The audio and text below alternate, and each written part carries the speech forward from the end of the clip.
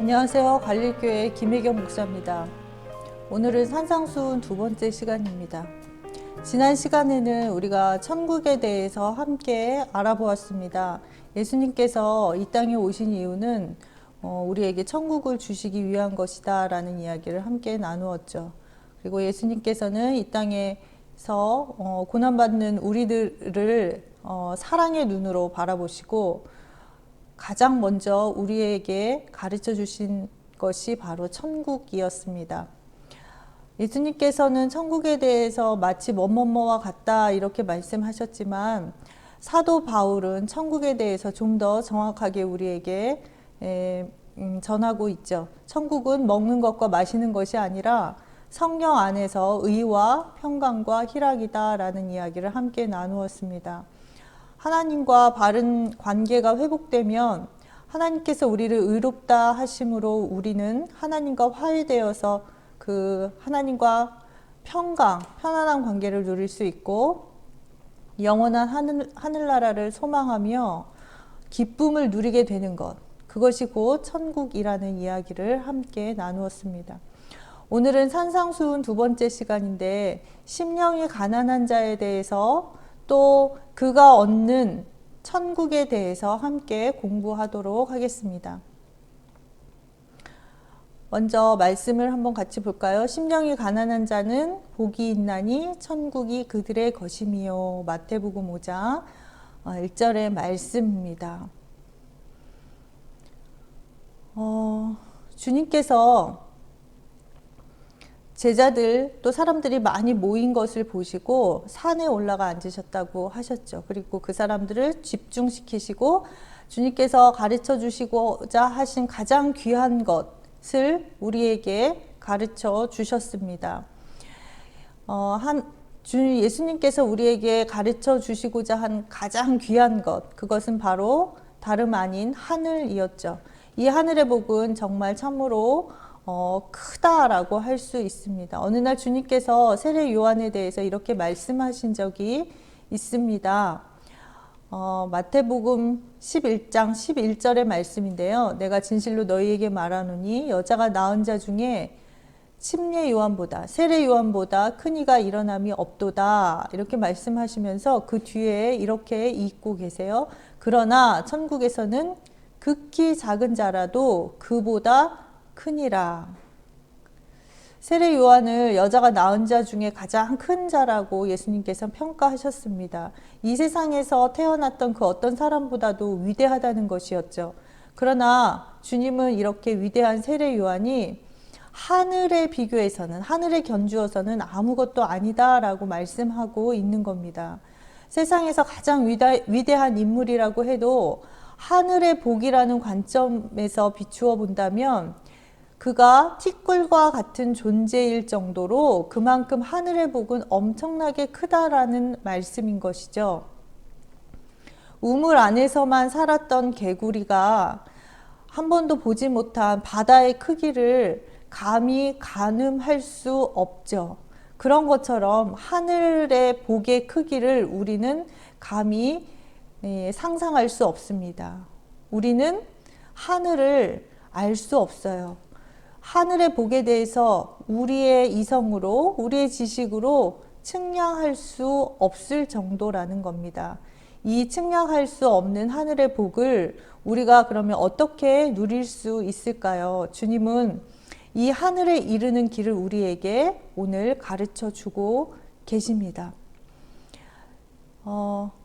마태복음 5장 3절 말씀에 심령이 가난한 자는 복이 있나니 천국에 그들의 것이미요. 이렇게 말씀하고 있습니다. 측량하지 못할 하늘의 복을 누리는 길은 놀랍게도 우리의 심령, 곧 우리의 마음이 가난해지는 것이다 라고 말씀하고 있습니다. 그러면 도대체 마음이 가난해지게 되는 것, 마음이 가난하게 되는 것은 무엇이길래 우리가 그 상상하기조차 어려운 하늘의 복을 누릴 수 있는 열쇠가 된다는 것일까요? 이 문제를 우리가 이해하기 위해서는 우리는 하늘에 대해서 또 다른 관점을 한번 살펴볼 필요가 있습니다. 우리는 하늘이 이미 우리 곁에 와 있다라는 것을 먼저 이해해야만 하는 것입니다. 우리가 하늘을 말할 때 자주 오해하는 것이 있습니다. 그것은 하늘이 저 먼 곳에 있다라고 생각하는 것입니다. 너무 멀어서 우리가 살아서는 도달할 수 없는, 우리가 갈 수 없는 곳이라고 생각하는 것이지요. 이런 형태의 하늘은 사실 우리 민족이 가지고 있던, 우리 민족의 마음에 오랫동안 자리 잡아온 그 천당이라는 개념과 혼동한 데서 우리가 그러한 생각을 하게 된다고 볼 수 있습니다. 우리가 은연중에 하늘나라를 천당과 혼동하는 바람에 지금 여기에서 하늘을 누릴 수 없는 것으로 우리는 생각하고 있는 것이죠. 그러나 그렇지 않습니다. 주님이 우리에게 주시려는 그 하늘은 지금 여기에서, 그리고 앞으로 올 세계에서 누릴 수 있는 곳에 있다라는 것입니다. 다시 말해서 하늘은 매우 가깝습니다. 하늘은 절대 갈 수 없는 곳, 아주 먼 곳이 아니라는 거예요. 많은 사람들이 하늘로 간다, 하늘 간다 라는 말을, 그런 표현을 하고 있습니다. 그러나 우리는 이 말을 사용할 때에 다시 한번 주의 깊게 사용해야 할 필요가 있습니다. 특별히 하늘로 간다 라고 할 때 간다라는 말을 오해하지 말아야 하겠습니다. 여기서 우리가 어디로 간다라는 의미가 아니라는 거예요. 하늘이란 것은 우리가 갈 수 있는 곳이 아니라 오히려 하늘이 우리에게 다가와야만 하는 것입니다. 그래서 주님은 우리에게 이렇게 기도하라고 가르치셨죠. 나라가 임하시오며, 하나님의 나라가 우리 가운데 임하기를 소원하라고 그렇게 기도하라고 가르치고 계십니다. 그렇다면 우리가 하늘로 간다라는 용어는 잘못되었다고 볼 수 있겠죠. 그러나 우리가 그 내용을 분명히 알고만 있으며 이해하고 있으면 우리가 익숙하게 사용하는 이 용어를 굳이 그렇게 버릴 필요는 없을 것 같습니다.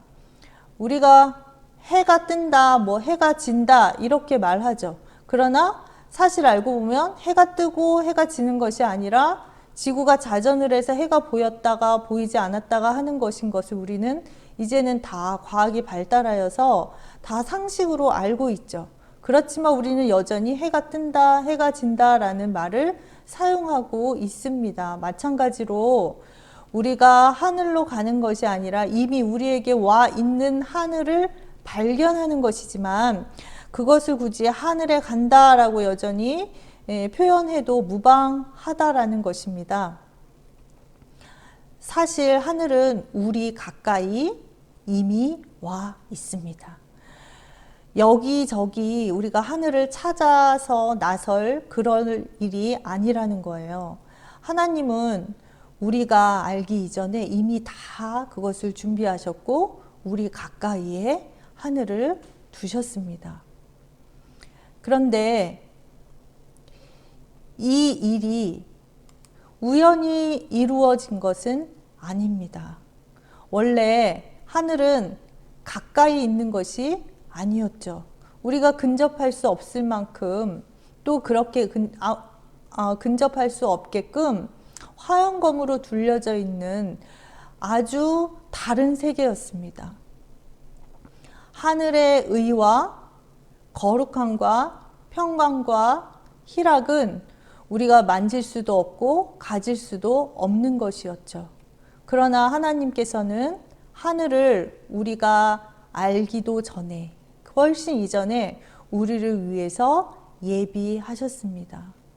하나님께서 우리를 지극히 극진히 사랑하셔서 당신의 외아들 예수 그리스도를 통해서 하늘을 우리에게 주신 것입니다. 하늘은 그래서 마침내 그리스도와 함께 우리 가까이 오게 되었습니다. 그래서 우리는 이것을 기쁜 소식, 복음이라고 부르는 것이죠. 복음은 바로 예수 그리스도께서 죄인에게 하늘을 주시려고 세상에 오셨다라는 사실을 말하는 것입니다. 이 하늘은 그래서 그리스도의 피로 산 것이지요. 이 하늘을 우리에게 주시려고 예수님은 찔리셨고 상하셨고 징계를 받으셨고 또 채찍에 맞으셨습니다. 하늘은 이렇게 우리에게 가까이에 있습니다. 예수님이 우리 가운데 오셨기 때문입니다. 그리고 예수님은 하나님 자신이시죠. 이 하나님이 육신의 몸을 입고 우리 가운데 오셨다는 그 사실 자체가 바로 하늘이 우리 가까이 와 있다라는 것을 의미하는 것입니다. 하나님이 곧 또 하늘이시기 때문에 우리 가운데 함께 계시는 것이죠. 더욱 놀라운 사실은 예수님께서 자신의 목숨, 자신의 생명을 내어주심으로 전에 우리가 만질 수도 없고 알 수도 없고 느낄 수도 없었던 하늘을 우리가 소유할 수 있게 된 사실입니다. 그렇게 예수님은 우리에게 하늘에 이르는 길이 되셨습니다. 예수님으로 인해서 하늘은 우리에게 정말 가까운 것이 되었다라는 것이죠. 이렇게 하늘이 우리 가까이에 있는 것이라면 그런데 그러면 왜 사람들은 이 하늘을 알지 못하고 느끼지 못하고 보지 못하고 발견하지 못하면서 살아가고 있는 것일까요? 누가복음 15장에 보면 탕자의 비유에 대해서 우리에게 전해주고 있습니다. 이 비유에서 보면 이미 가까이 와 있는 하늘을 누리지 못하는 우리 인간들의 어리석은 모습이 그대로 드러나 있는 것을 볼 수 있습니다. 바로 이런 것이죠. 그 방탕한 아들은 아버지의 재산을 챙겨서 아버지를 떠났습니다. 그런데 그곳에서 심한 고생을 했죠. 돈은 재산은 다 탕진하고 어려움을 겪게 되었습니다. 그 고생 때문에 그가 성숙하게 되었을지도 모르겠습니다. 그는 마침내 자신의 모든 삶을 외국에서의 삶을 다 정리하고 다시 아버지께로 돌아오게 됩니다. 여기에서 우리가 주의 깊게 살펴보아야 할 것이 하나 있습니다. 그 아들이 돌아온 아버지의 집, 그 집은 자신이 옛날에 살던 그 집 그대로였습니다. 아버지도 그대로였고 그 아들로서의 지위도 그대로였죠. 사실 따지고 보면 그는 원래 제자리로 돌아온 것입니다. 그런데 그에게는 그곳이 이제는 전혀 다른 곳이 되었습니다. 왜 그랬을까요? 자기가 전에 거주하던, 자기가 전에 살고 생활했던 그 아버지의 집이 새롭게 보여지는 눈을 가졌기 때문입니다. 그가 누리던 곳이 얼마나 귀한 것인지를 새로운 눈으로 바라볼 수 있게 되었던 것이죠. 이미 모든 것이 다 자기 곁에 있었지만, 손만 뻗으면 알 수 있었지만, 그때는 그가 그것이 얼마나 귀한 것인지 그 이전에는 그가 그것을 알지 못하면서 살아갔었던 것이죠. 하늘도 또한 이렇습니다. 하늘은 이렇게 우리의 바깥에, 우리의 먼 곳에 있지 않습니다. 하늘은 이미 우리 곁에, 우리 안에 와 있습니다. 우리가 아까 읽은 마태복음 5장 3절의 말씀, 심령이 가난한 자는 복이 있나니에서 여기서 복이 있나니라는 말씀은 현재의 용법으로 쓰여지고 있습니다. 이것은 하늘의 복이 나중에 혹은 우리가 죽은 후에 주어질 것이라는 의미가 아닙니다. 하늘의 복은 이미 예비되어 있고 이 복은 지금 여기에서 즉시 우리에게 주어진다라는 그런 말씀인 것입니다. 그래서 주님은 때가 찼다고 말씀하셨고 이 때가 찼다라는 말씀은 지금이 바로 하늘의 복을 누릴 때다라고 우리에게 말씀하고 계시는 것입니다. 이렇게 하늘은 이미 우리 안에, 우리 곁에 와 있습니다. 하늘은 이미 환하게 비치는 빛으로 우리에게 다가와 있는 것이죠. 그런데 우리가 이 하늘을 누리지 못하고 있다라는 사실이 안타까운 것입니다. 왜 그럴까요? 우리가 이제 볼 말씀에 그 답이 있습니다. 요한복음 1장 5절의 말씀인데요. 빛이 어둠에 비추되 어둠이 깨닫지 못하더라. 하늘을 감지하고 하늘이 있는 것을 알고 그 하늘을 받아들여야 하는 우리 마음에 어떠한 문제가 있기 때문이라는 거예요. 우리가 어두워서 그것을 깨닫지 못한다라는 겁니다. 마음이 어둠에 휩싸여 있기 때문에, 어두움에 가려 있기 때문에 그것을 알지 못한다는 거예요. 마음의 눈을 감고 있기 때문에 그렇다라는 것이죠. 마음이 어둠으로 둘러싸여 있는 상태를 성경은 다음과 같이 우리에게 이야기하고 있습니다. 예레미야 17장 9절의 말씀인데요. 만물보다 거짓되고 심히 부패한 것이 마음이다 라고 이야기하고 있어요. 우리의 마음이 그렇게 거짓되고 매우 부패한 그러한 상태라고 말씀하고 있습니다. 또 창세기 6장 5절 말씀에는 여호와께서 사람의 죄악이 세상에 가득함과 그의 마음으로 생각하는 모든 계획이 항상 악할 뿐임을 보셨다라고 우리에게 전하고 있습니다. 그의 마음으로 생각하는 모든 계획이 항상 악하다는 거예요. 우리 속에서 나오는 것은 선한 것이 나올 수 없고 언제나 악한 것만을 쏟아냈고 바깥으로 내보낼 수밖에 없는 우리의 마음이 그렇게 매우 악하다라고 성경은 우리에게 진단하고 있습니다. 이렇게 마음이 어둠에 쌓여 있고 우리의 마음의 눈이 감고 있기 때문에 하늘이 아무리 우리 가까이에 와 있어도 우리가 그것을 알아챌 수 없다라는 겁니다. 그렇기 때문에 하늘로부터 오는 어떤 평강과 기쁨도 누릴 수 없게 되는 것이죠. 여기서 마음이 어두운 자는 다른 표현으로 한다면 잠들어 있는 자, 잠든 자라고 할 수 있습니다. 이 사람은 눈을 감고 있고 짙은 어둠 속에 있기 때문에 어디로 가야 하는지 또 그가 무엇을 해야 하는지 전혀 모르고 살아가고 있는 상태입니다. 무엇인가 애를 쓰면서 열심히 살아가고 있지만 결국은 그가 고통 속에서 헤매고 있는 그런 삶을 살아가고 있는 모습인 것이죠.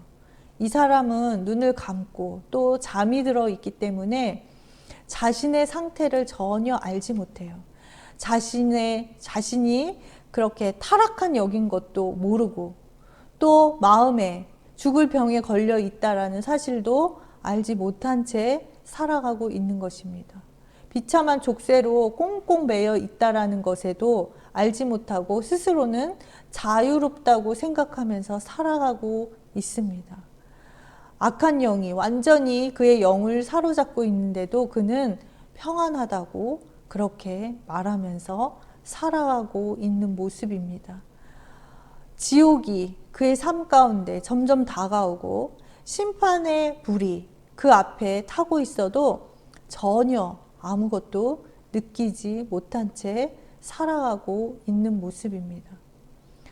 그럼에도 이들은 때때로 외형적으로 보면 매우 도덕적이고 종교적으로도 보일 수 있다는 사실이 매우 안타깝습니다. 그들의 모습을 볼 때는 매우 신사적이고 합리적으로 보일 때도 있습니다. 몸에 할례를 행하고 경건한 생활을 하는 것처럼 보일 수도 있습니다. 그러나 이것이 자신들에게 스스로에게 의의가 되고 나 자신의 공로가 되어서 깊은 잠에서 깨어날 생각조차 하지 못하는 그러한 눈먼 상태에 있다라는 것이 안타까울 뿐이죠. 그들은 경건의 모양에 취해 있느라고 진리의 생명과 경건의 능력을 추구할 그러한 마음, 그러한 의지, 그런 것조차 가지고 있지 못하고 매우 위험한 상태에 빠져 있는 것을 볼 수 있습니다. 이들의 그 영적인 지각은 닫혀 있어서 영적인 선악을 분별하지 못하는 그러한 상태로 살아가고 있는 모습입니다.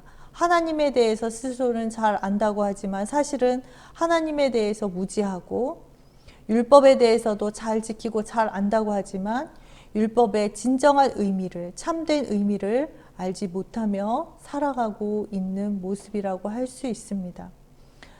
주님 안에서 얻을 수 있는, 누릴 수 있는 참된 행복이 무엇인지도 알지 못하고 살아가는 그러한 모습이라고 할 수 있습니다. 이렇게 살아가는 사람들에게는 하늘이라는 것은 그들과 아무런 관계가 없는 삶입니다. 하늘을 전혀 이해하지 못하고 있다라는 겁니다. 하늘이 아무리 가까이 있어도 볼 수도 없고 만질 수도 없는 그러한 영적 상태가 된 것이죠. 그리고 세상 사람들이 생각하는 것처럼 하늘을 먹고 마시는 것으로 착각하고 살아가면서 성령 안에서 의와 평강과 희락이 무엇인지는 전혀 알지 못하고 살아가는 그러한 삶을 살아가고 있는 모습인 것입니다. 성경은 이렇게 마음이 어둠으로 가득 찬 이들에 대해서 이렇게 이야기하고 있습니다. 히브리서 3장 10절부터 11절까지의 말씀인데요. 그러므로 내가 이 세대에 대하여 노하기를 그들이 항상 마음이 미혹되어 내 길을 알지 못하는도다 하였고 내가 노하여 맹세한 바와 같이 그들은 내 안식에 들어오지 못하리라. 그들의 마음이 항상 미혹되어서 우리가 가야 할 길, 주님의 길을 알지 못한다라는 거예요. 그리고 주님과 함께 누릴 수 있는 그 안식에도 들어오지 못하게 된다라고 그들에 대해서 이야기하고 있습니다. 굉장히 안타까운 모습인 것이죠. 그러면 어떻게 해야 하겠습니까? 우리의 마음의 어둠이 거쳐야 하는 것이죠. 마음의 장막이 거쳐야 비로소 우리는 하늘을 만날 수 있습니다. 하늘은 지금껏 말씀드린 것처럼 우리 가까이에 있는데 하늘은 또 그리고 맑고 아주 영롱하게 우리 가까이에서 빛나고 있는데 우리가 마음에 그 까만 선글라스를 쓰고 있어서 하늘을 놓치고 있는 것입니다. 마음을 덮고 있는 어둠의 선글라스를 벗어야만, 다시 말해서 마음을 둘러싸고 있는 어둠의 장막을 벗겨내야만 하늘이 바로 보이게 된다라는 것입니다. 바울은 이 같은 일을 마음의 할례라고 이야기했습니다. 우리가 다 아는 것처럼 유대인들은 할례를 통하여서 하나님의 자녀가 되는 것이라고, 할례를 통해서 하나님의 자녀가 되는 유일한 길이라고 그렇게 생각하면서 살았습니다. 그렇게 해야 하늘나라의 백성이 되는지 알았던 것이죠. 그러나 바울은 이들의 생각과는 전혀 다른 말을 하고 있습니다. 그는 할례는 몸이 아니라 마음에 해야 한다라고 그렇게 우리에게 말하고 있는 것이죠. 로마서 2장 29절의 말씀에 오직 이면적 유대인이 유대임이며 할례는 마음에 할지니. 그러니까 혈통적으로 유대인이 아니라는 거예요. 그리고 몸에 하는 형식적인 그러한 할례로는 하나님의 자녀가 될 수 없다라는 것이죠. 그래서 할례를 마음에 해야 한다라고 이야기하고 있는 것입니다. 이미 우리 안에 와 있는 하늘을 보지 못하는 것은 왜일까요? 하늘의 축복을 왜 우리는 누리지 못할까요? 마음에 어둠의 장막이 드러워 있기 때문입니다. 이 마음을 덮고 있는 어둠의 장막을 걷어내야만 합니다. 어떻게? 마음의 할례를 함으로 우리는 마음의 장막을, 어둠의 장막을 걷어낼 수 있는 것이죠.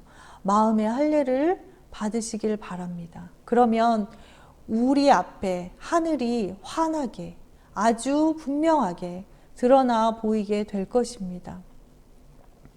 하늘의 축복 속에 있음을 발견하게 될 것입니다. 그래서 우리는 그렇게 마음의 할례를 받아야 합니다.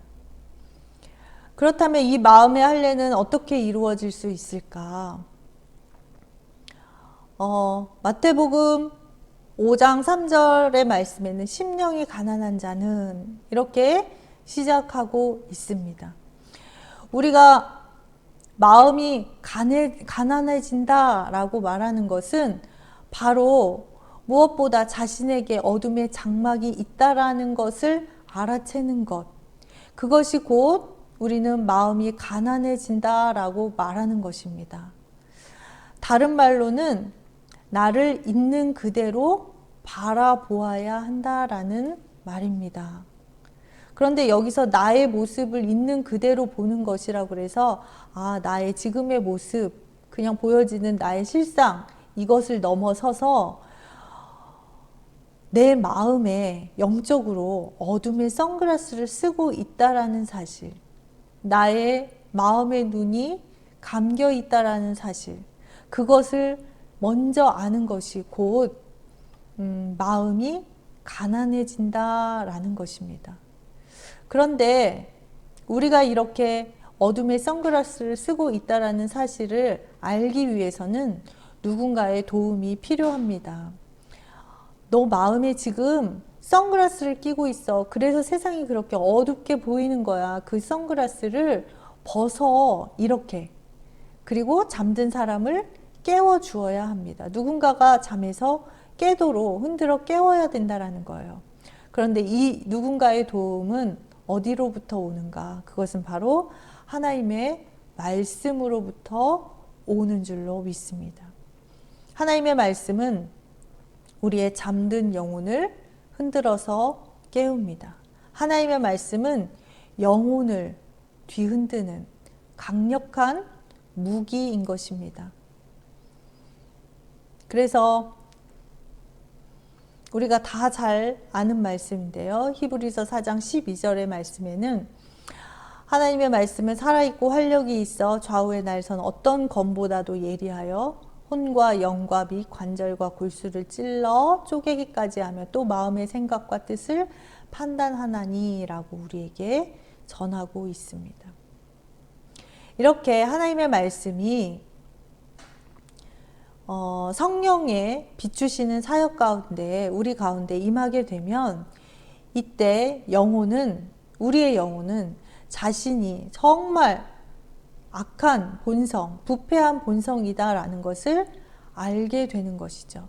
하나님의 성령의 빛이 비추면 우리의 죄악된 속성이 완전하게 드러나게 되는 것입니다. 성령의 빛으로 인해서 우리는 우리의 실상, 곧 비참하고 눈멀고 벌거벗은 모습, 죄악된 모습을 보게 되는 것이지요. 그래서 하나님의 말씀은 이제 우리에게 아무에게도 예전에 들었을 때는 아무 감각이 없던 그런 말씀이었지만 이제 나에게 들려지는 그 말씀이 좌우의 날선 어떤 검보다도 더 날카롭게 다가오고 나 자신을 아주 적나라하게 바라보게 되고 또 그 말씀을 통하여서 모든 것이 하나님 앞에 드러나게 되는 것입니다.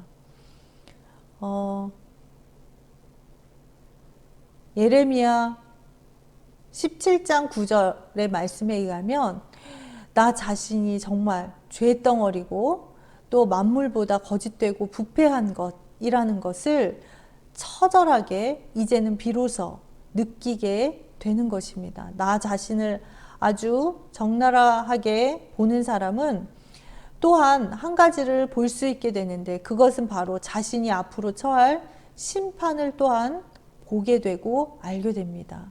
죄의 삭시 지옥에서 영원한 죽음이다라는 것을 깊이 알게 되고 인식하게 된다라는 거예요. 그리고 그동안의 삶이 얼마나 어리석었고 얼마나 나에게 무익하고 얼마나 비참한 것인지도 알게 되고, 이제는 무엇에 관심을 갖느냐? 나의 영혼의 구원에 비로소 관심을 갖게 되는 것입니다.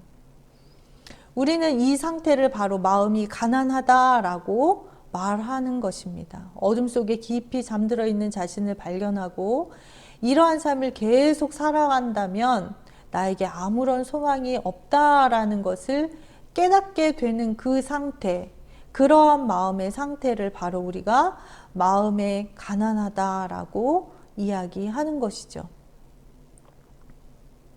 가난한 마음과 또 같은 의미로 사용되는 말이 한 가지 있습니다. 그것은 바로 회개입니다. 많은 사람들이 회개를 어떤 죄를 저지른 후에 그 죄를 반성하는 것으로 회개를 이해하고 있습니다. 넓은 의미로는 이것도 회개에 속한다고 할 수 있죠. 그러나 이와 같은 회개는 완전하지 않습니다. 그 어떤 그 죄의 사실, 또 죄로 인한 어떠한 그 열매만을 두고 회개하고 다시는 또 그러지 않겠다고 우리가 늘 결심하지만, 우리는 또다시 똑같은 죄를 반복하고 있는 우리 자신을 매번 발견하지 않습니까?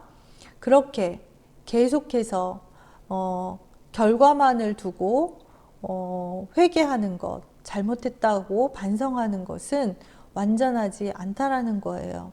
그렇게 회개를 반복하는 것을 성경은 후회할 것이 있는 회개라고 부릅니다. 이와 같은 회개가 불완전한 이유가 있어요. 그것은 왜냐하면 우리가 죄의 결과만을 두고 회개했기 때문입니다. 그렇다면 회개할 것 있는 회개라면, 반대로 후회할 것 있는 회개라면 후회할 것이 없는 회개, 곧 참다운 회개, 완전한 회개에 이르는 것은 무엇일까요? 그것은 죄의 결과, 죄의 열매만을 우리가 보는 것이 아니라 이러한 죄의 열매, 죄를 짓게 하는 원인, 다시 말해서 죄의 뿌리까지 철저하게 보는 것, 그것까지 우리가 알게 되고 그렇게 하지 않는 것, 그것이 곧 참다운 회개, 후회할 것이 없는 회개라고 이야기할 수 있습니다. 조금 더 설명해 본다면 이런 거예요. 열매만 보고 회개하는 것은 뭐뭐뭐 하지 말아야지 라는 계명을 지키는 것으로 나타납니다. 예를 들어서 살인하지 말라, 간음하지 말라 라는 것은 살인하지 않고 간음을 해서는 안 된다라는 것으로 이해하는 것이죠. 그래서 우리는 보통 나는 사람을 죽이지 않았어. 나는 그 누구하고도 간음을 한 적이 없어. 나는 하나님의 계명을 잘 지켰고 나에게는 죄가 없어. 라고 생각하는 정도인 것이죠. 그러나 이보다 더 나아가는 회개, 참다운 회개는 이 죄의 결과가 탐욕에서부터 시작된다라는 것을 아는 것입니다. 그래서 살인이 우연히 이루어지는 것이 아니라 나 자신의 이익을 취하기 위해서 남을 미워하는 그런 타락한 마음에서 온다라는 것을 아는 것인 것이죠. 그래서 다윗이 밧세바를 그렇게 탐했을 때에 처음에는 그가 그렇게 우리아를 죽일 마음은 없었겠죠. 그러나 그 자신의 이익을 취하기 위해서 밧세바를 우리아를 미워하게 되고 그러한 자기의 욕심을 채우기 위해서 결국에는 살인이 저질러지게 되었다라는 것. 그 자신의 죄의 뿌리를 아는 것입니다. 간음도 자신 안에 숨겨진 육체의 정욕에서 시작된다라는 것을 알고 그것까지 회개하는 것. 그래서 예수님께서는 마음으로 짓는 죄, 마음으로 미워하는 것까지도 살인이라고 말을 하시고 여인을 보고 음욕을 품는 것까지도 간음이다라고 이야기하신 이유가 바로 이에서 나오는 것입니다. 그리고 탐욕을 일으키고 죄의 열매를 맺는 죄의 뿌리, 우리 마음 안에 심겨진 교만의 뿌리를 발견하게 되는 것. 그것이 곧 우리가 후회할 것이 없는 회개, 완전한 회개를 하는 것이죠. 그런데 여기서 교만이라는 것을 좀 살펴볼 필요가 있습니다. 교만은 그저 내가 잘났다고 생각하는 것이 아니라 성경에서 말하는 교만은 하나님이 없는 마음을 말하고 있습니다. 하나님이 없는 마음. 다시 말해서 아담과 하와처럼 하나님같이 되려는 마음. 내가 나의 주인이 되려는 것. 그것이 곧 우리가 죄를 짓게 하는 죄의 뿌리인 것입니다. 진정한 회개, 곧 마음이 가난하게 되는 것은 이렇게 죄를 계속해서 지을 수밖에 없는 상황에 처한 나 자신을 그대로 들여다보는 것입니다. 아, 내 안에서는 정직한 것이 없고 악한 것만 있고 교만하고 하나님을 인정하지 않는 그러한 죄의 뿌리가 있어서 내 스스로는 어떻게 할 수 없구나 라는 그 상황을 보는 것. 그것이 곧 마음이 가난하게 된다라는 것이죠. 그리고 하나님의 영의 도움 없이는, 성령의 도움이 없이는, 하나님이 아니고서는 나 자신의 죄의 뿌리를 완전히 없애는 것이 불가능하구나. 그것을 알게 되는 것이고 하나님을 비로소 하나님의 도우심을 바라게 되는 것. 그것이 곧 우리가 마음이 가난해지는 것. 회개라고 할 수 있습니다. 이렇게 마음이 가난한 사람은 후회할 것이 없는 완전한 회개를 한 사람이다 라고 말할 수 있는데요. 그는 어둠의 텐트, 어둠의 선글라스를 걷어내야 되겠다. 나의 어둠의 눈이 떠져야 되겠다. 그러한 간절한 소망을 마음에 가지고 있고 그의 눈은 이제 비로소 하나님을 보게 되고 하나님만을 향하게 되는 상태. 그것이 곧 마음이 가난한 사람이 갖는 그러한 모습입니다. 그는 이제 그래서 정말 진짜를 볼 수 있게 되는 거예요. 하늘을 볼 수 있기 때문에 그에게 복이 있습니다. 하늘을 발견하고 누릴 수 있게 되었기 때문에 그는 복 있는 사람이라고 말할 수 있는 것이죠. 이제 참된 것에 자신을 의지하고 세상 것에 자기를 의지하는 것이 아니라 진짜인 것, 참된 것, 하나님, 예수님, 주님을 자신을 의지하고 그 안에서 진정한 삶, 하늘의 삶을 살 수 있게 되기 때문에 그 사람에게는 복이 있는 것입니다. 심령이 가난한 자는 복이 있나니 천국이 그들의 것임이요. 지금까지 심령이 가난한 자에 대해서 계속 설명했습니다. 마음을 가난하게 하는 것, 심령이 가난하게 하는 것, 곧 진정한 회개는 나를 보는 것으로부터 시작한다고 했죠. 이것은 나의 진정한 모습을 발견하는 것, 곧 나라는 존재가 죄의 올무에 걸려서 도무지 벗어날 수 없는 상태를 아는 것, 또 어둠의 덮개로 둘러싸여서 나의 삶이 불행하고 비참한 삶의 여정을 걸을 수밖에 없다라는 그 현실을 보는 것이라고 말씀드렸습니다. 이것은 곧 죄의 뿌리로부터 오는 것임을 우리가 의미한다라는 것을 이제 알 수 있게 되고 이러한 자기의 모습을 본 사람은 나의 영혼을 누가 구원해 줄 수 있을까? 이렇게 외칠 수밖에 없는 그러한 상태가 되는 것이죠. 그런데 이렇게 나의 실상, 나의 죄악된 모습, 죄로 꽁꽁 묶여 있는 이러한 모습을 본 영혼에게는 복이 있습니다. 이제 하늘이 그의 것이기 때문입니다. 무슨 말이냐? 마음이 가난한 자, 회개하는 심령에게 도대체 어떤 일이 일어나기 때문에 하늘이 그의 것이 된다라는 것일까요? 무엇보다도 마음이 가난한 자는 복음을 믿게 됩니다. 나에게는 소망이 없구나. 그러면 누구에게 소망이 있을까? 하나님께 소망이 있구나.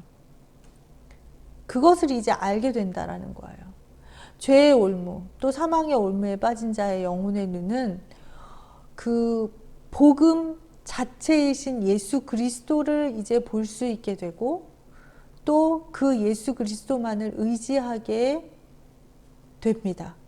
그래서 하늘이 그의 것이 될 수 있고 복이 있다라는 거예요. 여기서 잠시 동안 예를 한번 보겠습니다. 마가복음 1장에 보면 한 문둥병자가 주님께 나아오는 그러한 사건이 있습니다. 마가복음 1장 40절 말씀에는 이 문둥병자가 이렇게 이야기합니다. 예수님께 원하시면 저를 깨끗하게 하실 수 있나이다 라고 자신의 그 병의 상태, 자신의 모든 삶을 주님께 의탁하는 그러한 내용이 나옵니다. 사실 문둥병자는 살아있지만 살아있는 사람이 아니죠. 살아있지만 죽은 자와 같은 사람입니다. 그는 자기 자신에게 소망이 끊긴 것을 보고 절망하며 살아가고 있는 사람인 것이죠. 그의 영혼은 이제 죽게 되었다고 그렇게 말하고 있습니다. 이것이 바로 가난한 마음입니다. 내 안에는 그 어떤 소망도 없구나. 나 스스로 무엇인가를 아무것도 할 수 없구나. 그래서 그는 가난한 마음이 되는 것이죠. 이것이 진정으로 회개하는 마음입니다. 이제 이 마음에 이르면 무엇이 보이느냐? 주님이 그제야 보이기 시작합니다. 세상에 그 무엇으로도 비할 바 없는 그 사랑의 눈으로 그를 바라보고 계시는 주님이 그의 눈에 들어오게 되는 것이죠. 그래서 그는 주님 발 앞에 엎드려서 그분만을, 예수님만을 의지하게 됩니다. 그러면서 원하시면 주님께서 저를 깨끗하게 하실 수 있나이다 라고 고백하는데, 원하시면 이라는 이 고백은 주님께 모든 것을 맡긴다 라는 표현입니다. 주님, 저에게는 제 안에는 아무 소망이 없습니다. 그러나 제 모든 것을 주님께 맡깁니다. 이러한 고백인 것이죠. 문둥병자는 자신의 그 처한 비극적인 실상, 자신의 그 모습을 보았고 그때야 주님을 발견하게 된 것입니다. 그는 자신을 잃었고 오히려 주님을 찾은 것입니다. 또 한 가지 예를 들어보겠습니다. 마태복음 9장에는 혈루병에 걸려서 12년 동안 고생한 한 여인의 이야기가 나옵니다. 이 여인은 12년 동안 이 병을 앓는 동안 온갖 방법을 다 동원해서 자기의 병을 고쳐보려고 무척 애를 썼습니다. 그리고 그럼에도 불구하고 가지고 있는 재산은 다 탕진하고 병이 낫기는커녕 병은 더욱더 심해져 가고 있는 것이죠. 그녀에게는 모든 소망이 사라졌고 그는 이제 죽음만을 기다리며 살아가고 있는 그러한 처지에 있는 여인의 모습입니다. 그녀에게, 자기 자신에게 남은 것이 아무것도 없음을 알게 되었을 때에 그 여인은 마침내 심령이 가난한 자가 되었고 진정으로 회개하는 자가 되었습니다. 이렇게 가난한 마음을 가졌을 때에 그녀 또한 예수님을 보게 된 것이죠. 예수님을 찾게 된 것입니다. 예수님을 발견하게 된 것입니다. 예수님 주위에 정말 수많은 사람들이 둘러싸여 있어서 이 병든 여인의 접근을 막는 장애물이 있었음에도 불구하고 그 어떤 장애물도 그녀에게 이제는 아무런 방해가 될 수 없었습니다. 왜냐하면 그녀의 마음은 이미 주님을 받아들일, 주님을 초청할 수 있는, 초청하는 가난한 마음이 되어 있었기 때문입니다. 그래서 마태복음 9장 21절의 말씀을 보면 이는 제 마음에 그 겉옷만 만져도 구원을 받겠다 함이라. 복음을 믿게 되는 그러한 마음이 이미 된 거예요. 가난한 마음의 소유자는 주님을 찾고 그분에게 의지하게 됩니다. 왜 그럴까요? 바로 그분만이 자신의 문제를 근원적으로 해결할 그 방법을 가지고 있음을 발견하기 때문입니다. 복음을 믿는 일은 그래서 마음이 가난하게 될 때에 곧 진정으로 회개할 때에 일어나는 일입니다. 복음만이 나에게 소망이다 라는 것을 알게 될 때 그 복음을 믿게 되는 것이죠. 다시 말해서 복음을 믿는 것은 진정으로 회개하는 사람에게 일어나는 아주 자연스러운 현상이라고 말씀드릴 수 있습니다. 여기서 우리는 믿음이 무엇인가를 알게 됩니다. 믿음은 회개하고 복음에 의지하는 것이다 라고 말할 수 있습니다. 회개하는 사건과 복음에 의지하는 사건이 따로따로 일어나는 것이 아니라는 거예요. 이 사건은 둘이 아니라는 거예요. 회개하는 영혼이 참된 자신의 모습을 발견하고 자신 안에 그 어떤 소망이 없음을 알게 되면 그는 그리스도를 통해서 그 드러나는 복음에 아주 전적으로 의지하게 됩니다. 그렇기 때문에 회개하는 사건과 복음을 의지하는 사건은 둘이 아니라는 거예요. 다시 말해서 믿음은 내가 죽고 내 안에서 예수님이 사시는 사건입니다. 또 나는 십자가에 못 박고 내 안에 예수님이 부활하시는 사건입니다. 또 나의 모든 죄악의 뿌리가 뽑히고 예수님의 영이, 그리스도의 영이, 성령이 나를 지배하는 그러한 일입니다. 그리고 또 모든 허망한 것들을 버리고 세상의 것들을, 썩어질 것들을 버리고 영원한 하늘나라를 바라보는 것, 그것이 곧 믿음인 것이죠. 이렇게 볼 때 히브리서 11장 1절이 의미하는 그 믿음의 참 의미를 우리는 다시 한번 생각해 보게 됩니다. 히브리서 11장 1절 말씀에는 믿음은 바라는 것들의 실상이요 보이지 않는 것들의 증거니 라고 우리에게 전하고 있죠. 믿음은 곧 바라는 것들의 실상이고 보이지 않는 것들의 증거다. 이렇게 우리에게 전하고 있는데 우리는 안타깝게도 이 믿음에 대한 이 중요한 가르침을 잘못 이해하고 있지는 않은지 한번 살펴보아야 합니다.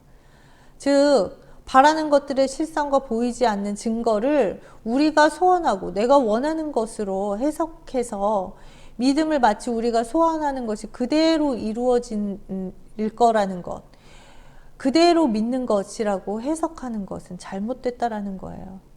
만약에 이렇게 우리가 믿음을 해석한다면 믿음을 우리 욕망을 채워주는 그 어떤 힘이라고 우리가 이해하게 되는 잘못을 저지르고 맙니다.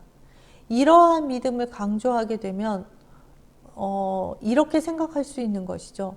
공부를 정말 안 하고 노력하지 않는 아이가 소위 명문대에 진학하는 소원이 마음에 두었던 그 소원이 그대로 다 잘 될 거야 라고 믿는 것도 믿음이라고 말하게 되는 그러한 오류를 범하게 되는 거예요. 이런 믿음은 참된 믿음이라고 할 수 없습니다. 그런 것은 우리가 믿음이라고 하는 거 아니에요. 그런데 우리는 내가 이루어질, 내가 바라는 그 어떤 것을 그냥 주여 믿습니다 하면은 그것이 이루어질 거라고 생각하는 그런 믿음, 그거는 아니라는 것이죠. 그러면 여기서 말하는 바라는 것들의 실상과 보이지 않는 것들의 증거라는 것은 무엇을 나타내느냐? 그거는 바로 하늘나라를 이야기하는 겁니다. 믿음이 이와 같다는 의미는 우리가 그리스도를 믿을 때 하늘이 실제 우리의 현실이 된다라는 의미예요.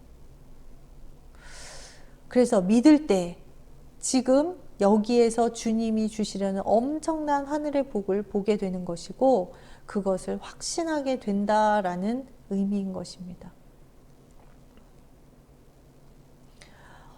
어떻게 이런 일이 그러면 일어날 수 있을까? 믿음은 세상의 삶의 그 죄악된 실상을 보게 하고 그리스도 안에서 완성된 영원한 세계를 우리가 바라보게 하기 때문입니다. 여기에서 거짓으로 만들어진 그 세상의 것들, 세상의 우상들이 우리의 마음에서 이제 버리게 되고 그리스도 예수 안에 우리가 머물게 되는 것이죠. 그런 의미에서 믿음은 우상 숭배와 반대말이다라고도 이야기할 수 있습니다. 여기서 우리는 믿음의 탈을 쓰고 그 믿음의 행세를 하는 것이 있다라는 것에 또 조금 주의를 할 필요가 있습니다.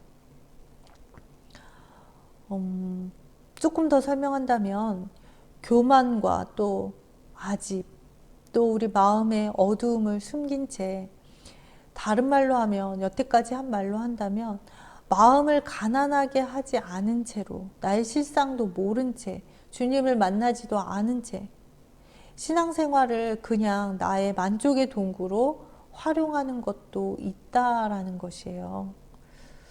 겉으로는 우리가 믿음의 형식을 갖추었다라고 보일 수도 있지만 그 내용은 참된 믿음과는 관계없는 그러한 믿음도 있음을 우리가 주의해야만 합니다. 우리가 이렇게 성경 공부를 하고 성경에 대해서 알고 예배를 드리고 모든 신앙생활을 하는 것이 나의 만족을 위한 도구가 되어서는 안 된다라는 것입니다. 사도 바울은 이러한 것들을 경건의 모양은 있으나 능력은 부인하는 믿음이다 라고 그렇게 말하고 있습니다. 그래서 디모데후서 3장 5절의 말씀은 경건의 모양은 있으나 경건의 능력은 부인하니 이 같은 자들에게서 내가 돌아서라 라고 우리에게 경고하고 있습니다. 이러한 믿음은 결코 하나님을 기쁘시게 할 수 없는 믿음인 것이죠. 보여주기 위한 믿음입니다. 나의 만족을 위한 그러한 믿음입니다. 하나님을 향한 믿음이 아니라는 거예요. 참된 믿음은 마음의 가난이라는 그 위에 세워진 믿음입니다. 다시 말해서 회개하고 복음을 믿는 것이 곧 참된 믿음입니다. 마음이 가난한 자가 복음을 믿게 되면 그에게는 어떠한 증거가 나타납니다. 그건 뭐냐면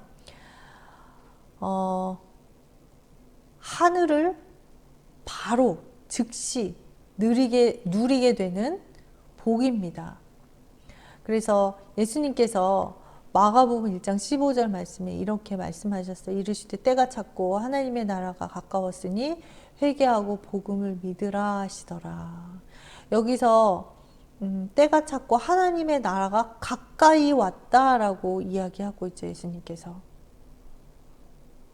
여기서 가깝다라는 말은 어떤 거리적으로 물리적으로 이야기하는 것이 아니라 우리에게 즉시 주어진다라는 의미입니다. 그래서 회개하고 복음을 믿으면 어떻게 된다고요? 하나님의 나라가 가까워진다고요.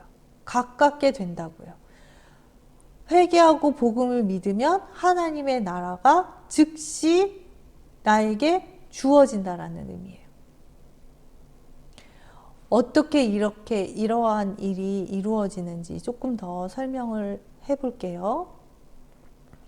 하늘이 성령 안에서, 지난 시간에 우리가 하늘에 대해서 이야기하면서 하늘이 성령 안에서 의와 평강과 희락이다라고 말씀드린 거 기억하고 계시죠?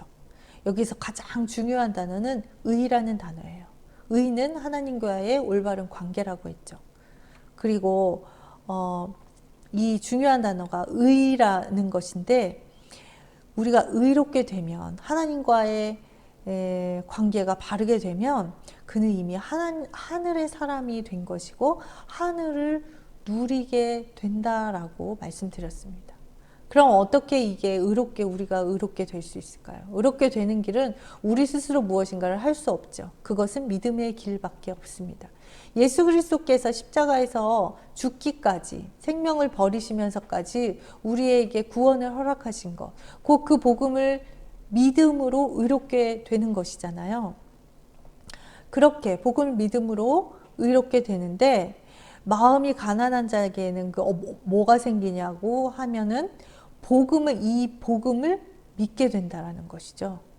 그래서 회개하고 복음을 믿는 자는 즉시 의롭게 되는 것입니다. 그러니까 내가 마음이 가난해졌을 때 나의 실상을 보게 되고, 그렇게 되면 나에게 소망이 없음을 알게 되므로 나에게 소망이 되는 그 복음을 내가 그대로 받아들이는 믿음으로 그것을 믿게 되면 그 즉시로 의롭게 된다라는 것이죠. 회개하고 복음을 믿는 자는 그래서 바로 그렇게 의롭게 된다라는 거예요. 우리가 죄사함을 받는다는 것은 의롭다 여김을 받는다라는 의미와 그래서 다르지 않습니다. 더 나아가서 우리가 믿음으로 나아갈 때에 주님은 우리를 의롭다고 여기실 뿐만 아니라 성령을 통해서 우리를 실제로 의로운 자로 거듭나게 하십니다. 마음이 가난한 자는 형식이 아닌 정말 참다운 회개를 통하여서 무엇을 믿게 돼요? 복음을 믿게 돼요. 그리고 이렇게 복음을 믿는 자를 향해서 하나님은 의롭다 하시고 우리에게 성령을 선물로 주시죠. 그러면 우리 안에 있는 이 성령이 이제 우리를 주관하게 되십니다. 그래서 성령으로 우리가 거듭나게 되고 성령의 음성을 듣게 되고 성령의 음성에 따라서 살게 되면 우리의 삶이 점점 하나님을 기뻐하시는 모습으로 또 의로운 자가 되게 되는 거예요. 이렇게 성령 안에서 의를 이룬 자는 이제 하나님께서 무엇라고 하시냐? 너는 나의 자녀다. 하나님의 자녀다 라고 우리를 불러주게 되시는 것이죠. 곧 그는 하늘을 소유한 자가 되고 평강과 기쁨을 누리게 되는 것입니다. 지난 시간과 오늘의 시간의 것을 합쳐보면 제가 지금 말씀드린 그러한 변화가 있게 되고 곧 의와 평강과 기쁨을 누리게 되는 것, 그것이 우리 안에 있게 되는 것, 하나님의 자녀가 됨으로 우리가 주님과 화해하고 하늘의 기쁨을 누리게 되는 것, 그 모든 것이 다 하나가 된다라는 것을 이해하실 수 있을 것입니다. 이것이 곧 마음이 가난한 자가 복이 있는 이유입니다. 마음이 가난한 자, 그는 복이 있습니다. 그는 하나님의 자녀라고 인정되고 실제로 하나님의 자녀로 바뀌게 되고 하늘의 삶을 살게 되기 때문입니다. 오늘의 결론입니다. 마음 가난한 자가 복음을 믿게 될 때에 믿음이 그를 하늘로 이끈다. 제가 다시 한번 천천히 읽어 드릴게요. 오늘 우리가 시간을 들여서 함께 나누었던 그 말씀을 다시 한번 기억해 보시기 바랍니다. 마음이 가난한 자가 복음을 믿게 될 때에 그 믿음이 그를 하늘로 이끈다. 정리가 되셨나요? 가난한 마음은 우리에게 축복입니다. 마음이 가난한 자가 되십시오. 그러면 천국을 소유하게 될 것입니다. 한 주간 이 말씀을 깊이 묵상하시고 천국을 소유하는 복을 누리실 수 있기를 간절히 축복합니다. 오늘은 여기까지 하겠습니다. 감사합니다.